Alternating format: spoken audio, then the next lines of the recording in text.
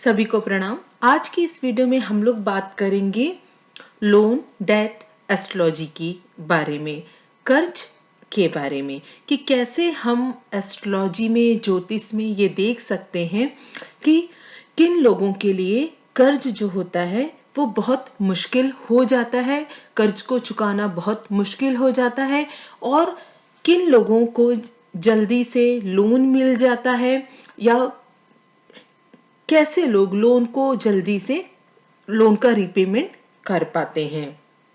Loan के बारे में हम कैसे ज्योतिष में देख सकते हैं उसके बारे में हम सब कुछ जानेंगे। तो मैं आप लोगों को बता दूं कि अकेला मंगल ही जो है वो आपको कर्ज में फंसाने के लिए काफी है, लेकिन ये मंगल निगेटिव होना चाहिए, मतलब negative side of the Mars. ये ही आपको बहुत बुरे तरीके से कर्जे में फंसा सकता है। हम कह सकते हैं कि जो मंगल है वो मेन कल्प्रिट है किसी भी कर्जे में हमको फंसाने के लिए, जिसको चुकाना बहुत मुश्किल हो सकता है, लेकिन वो मंगल निगेटिव होना चाहिए। ये बात फर्स्ट हुई। दूसरी बात, हम सबसे पहले स्टार्ट करेंगे सारे प्लैनेट से, उसके बाद हम हाउस के बारे में बात करेंगे और उसके बाद हम कुछ कंडीशंस के बारे में बात करेंगे जो बर्थ चार्ट में बनती है। तो कभी भी किसी के भी लोन की स्थिति को देखना हो, कर्ज की स्थिति को देखना हो, तो सबसे पहले हमको मंगल को देखना है। देखिए, यदि मंगल नेगेटिव है तो ऐसे लोग ओवर कॉन्फिडेंस की वजह से, और इनको धैर्य नहीं होता है, इनके इमोशन में इनको कंट्रोल नहीं होता है और बिना सोचे समझे जल्दी से डिसीजन लेते हैं और इस वजह से ये कर्जे में फंस जाते हैं। मंगल को मैंने इतना इंपॉर्टेंट इसलिए बोला है क्योंकि जैसे आप जानते ही हो कि ऋण जो हम लेते हैं वो हम 6th हाउस से देखते हैं और 6th हाउस का कारक कौन है? मंगल है। इसलिए मंगल को ही, सिर्फ मंगल को ही देखकर आप बहुत अच्छे से किसी के भी कर्ज की स्थिति, किसी के भी अम, ऋण के स्टेटस को बता सकते हो। दूसरा प्लैनेट है सैटर्न, शनि। जब सैटर्न जिम्मेदार होता है किसी भी लोन के लिए, कर्जे के लिए, तो क्या होता है? तो कर्जा उतारने में बहुत ज़्यादा समय लग जाता है, मतलब टाइम बहुत ज़्यादा एक्सटेंड होता जाता है और उसकी वजह से बहुत ज़्यादा फ्रस्ट्रेशन आ जाता है। अब सैटर्न कब बनेगा किसी की भी कुंडली में कर्ज के लिए रिस्पॉन्सिबल, जब 6th हाउस से किसी भी टाइप से एक निगेटिव सैटर्न का कनेक्शन हो। अब हम बात करते हैं राहु की। तो आप लोगों को 3 प्लैनेट देखने हैं। पहला मैंने बताया मार्स, दूसरा सैटर्न और तीसरा राहु। देखिए, वैसे जो राहु होता है वो 6th हाउस का जो राहु होता है उसको हम अच्छा मानते हैं। हम ये मानते हैं कि जो 6th हाउस का राहु होता है वो अच्छा फल देता है। तो इस वजह से यहाँ पर राहु की जो स्थिति है उसका बहुत ही अच्छी तरह से आकलन करना जरूरी है। ये देखना जरूरी है कि ये जो राहु है 6th हाउस का वो अच्छा है या अच्छा नहीं है। अगर 6th हाउस का राहु अच्छा ना हो तो ये जो होता है वो इल्यूजन की वजह से और एक अटैचमेंट की तरह की वजह से ये एक ऐसी स्थिति देता है जिसे जो कर्ज की स्थिति होती है वो बहुत ज्यादा ये कॉम्प्लिकेटेड कर देता है।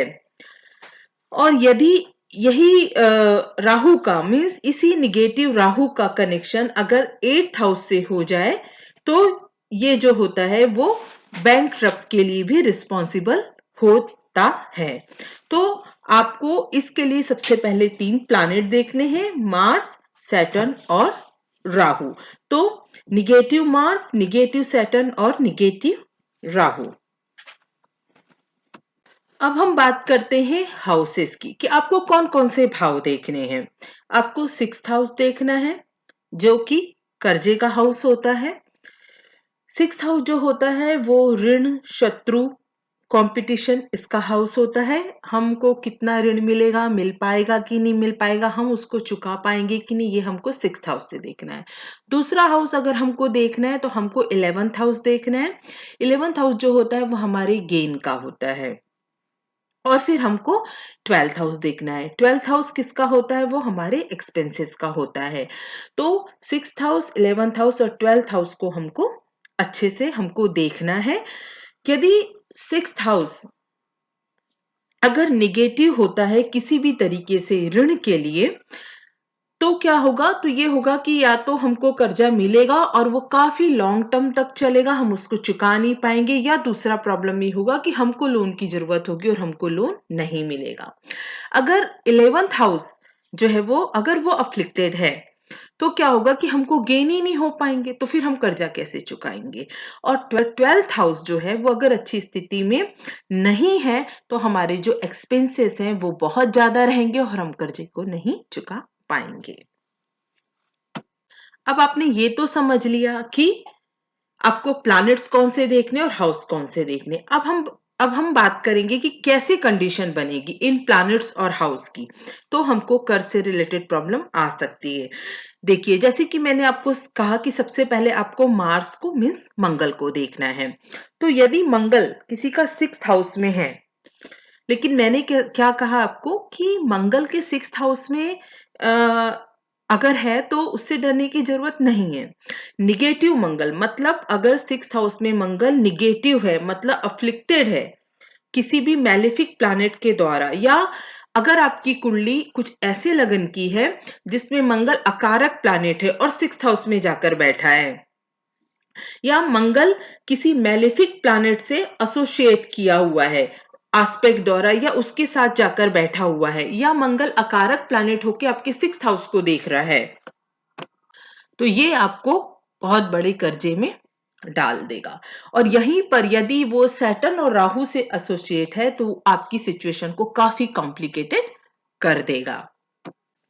दूसरी कंडीशन क्या बनेगी? यदि मान लीजिए आपके फर्स्ट हाउस का लॉर्ड मतलब आपका लग्नेश 6th हाउस में चला जाए और वो अफ्लिक्टेड हो मार्स से, मंगल उसको देखता हो और मंगल आपकी कुंडली के लिए अकारक प्लैनेट हो, तो भी ये तो कर्ज से रिलेटेड ये आपकी अच्छी स्थिति नहीं होगी। एक और स्थिति जो मैंने आपको पहले बताई कि मंगल 6th हाउस में हो लेकिन अच्छी स्थिति में ना हो, अफ्लिक्टेड हो, और वही मंगल किसी भी तरीके से यदि 8th हाउस से भी एसोसिएट हो जाता है तो ये बैंकक्रप्ट की जो है स्थिति को बना देता है। और इसी स्थिति में मंगल की इसी स्थिति में जब वो 6th हाउस से 8 में अफ्लिक्टेड हो, 8th हाउस भी उसमें इन्वॉल्व हो जाए और 11th हाउस भी अगर उसमें इन्वॉल्व हो तो मोस्ट डिफिकल्ट सिचुएशन हो जाती है, क्योंकि अगर 11th हाउस अफ्लिक्टेड हो गया तो आपको गेन्स ही नहीं होंगे, तो आप कर्ज कैसे चुका पाओगे। और 12th हाउस जो है अगर वो अच्छी स्थिति में नहीं है तो जैसे मैंने पहले भी बताया कि आपके एक्सपेंसेस बहुत ज़्यादा बढ़ जाएँगे। अब यदि मंगल की ऐसी स्थिति है या सैटर्न और राहु की वजह से ऋण की जो स्थिति है वो अच्छी नहीं है, कर्जे की स्थिति, और वहाँ पर अगर जुपिटर और वीनस का एस्पेक्ट है उन सब योगों में, तो जो है आप धीरे से इस प्रॉब्लम से बाहर निकल पाओगे।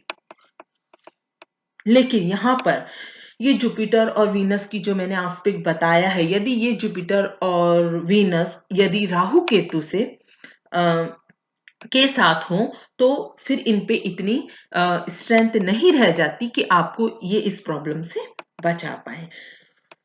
अब ऐसी कौन सी स्थिति होती है जो आपको जब आप कोई कर्जा लेते हो और आपको रीपेमेंट करने पे मदद कर सकती है? स्ट्रॉन्ग लगन लॉर्ड, जिसका लग्नेश स्ट्रॉन्ग रहता है, वो लोग काफ़ी सारी सिचुएशन से अपने आप को निकाल पाते हैं और काफ़ी सारी सिचुएशन पे वो स्टेबल रहते हैं। दूसरा, 9th लॉर्ड मतलब 9th हाउस मतलब आपका भाग्येश की अगर अच्छा हो तो वो भी आपको इस सिचुएशन में हेल्प कर सकता है।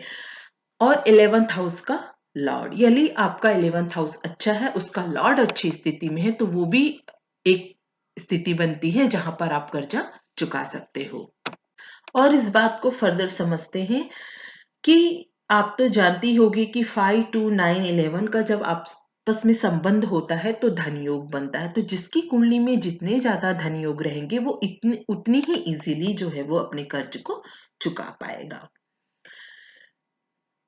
और यदि किसी की कुंडली में जो धन स्थान होता है सेकंड हाउस और जो 11th हाउस होता है, जहां से हम गेन को देखते हैं, मतलब धनेश और लाभेश, यदि अगर ये अच्छी स्थिति में नहीं ले रहे हुए तो आप जो है वो कर्जा ले तो लोगे लेकिन आप उसको टाइम पर चुका नहीं पाओगे।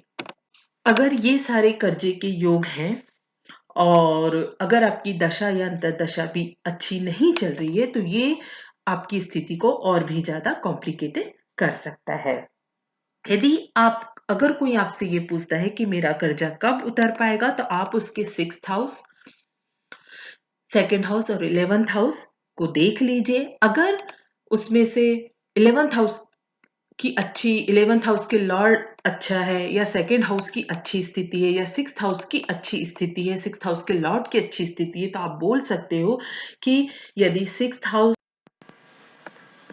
तो 6th हाउस की लॉर्ड की या 11th हाउस के लॉर्ड की या सेकंड हाउस के लॉर्ड की अंतर्दशा या दशा में उनके अच्छे होने की स्थिति पे भी आपका जो कर्जा है वो चुक सकता है, आपका जो रिपे है वो हो सकता है। और यदि उनका लग्नेश स्ट्रांग है, उनका भाग्येश अच्छा है, तो लग्नेश और भाग्येश की दशा अंतर्दशा भी उनको उनका कर्जा चुकाने में मदद करेगी। अब यहाँ पे एक सवाल ये भी आता है कि इस कर्ज को कैसे दूर कर सकते हैं, इससे कैसे बाहर आ सकते हैं। तो उसके लिए आपको उस समय की जो दशा अंतर्दशा चल रही होगी, जो इस प्लैनेट की वजह से इतना कर्ज हुआ है, जो अफ्लिक्टेड प्लैनेट हैं, उनके आपको मंत्रों के जाप करने पड़ेंगे और जो अच्छे प्लैनेट है उनकी स्ट्रेंथ को बढ़ाकर ही आप इस स्थिति से बाहर आ सकते हैं। और आप लोगों को अगर एस्ट्रोलॉजी, न्यूमरोलॉजी या वास्तु से रिलेटेड आर्टिकल पढ़ना पसंद है तो आप मुझे फेसबुक पेज के थ्रू भी कनेक्ट कर सकते हो। और मेरे साथ जुड़े रहने के लिए, ये वीडियो देखने के लिए आप सबको